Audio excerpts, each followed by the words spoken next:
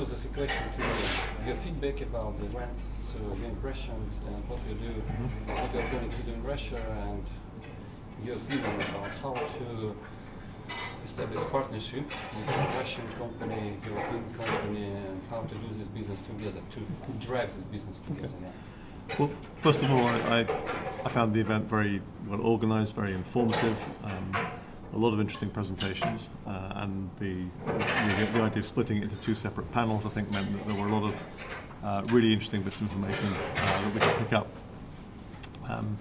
It's always interesting coming from outside. It's only my second visit to Russia, and I was struck by the fact that the market is different, partly because it's so much larger geographically than anything we're used to in Europe.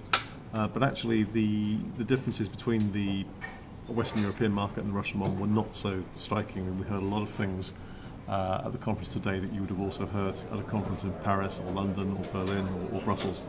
And also, specifically, I think there were at least two commercial models I learnt about on this visit that I don't think are replicated elsewhere in Europe.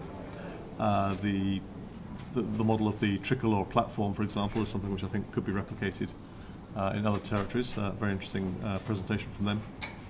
And also the optimistic channel. I've forgotten the Russian name for them, but I think that sort of innovative, young, web-based news service is something which some of us in more mature markets in Western Europe will be looking to emulate in future.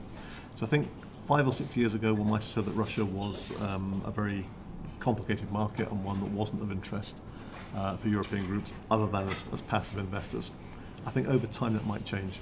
I think there is definitely a coming together of the Russian markets from the European ones.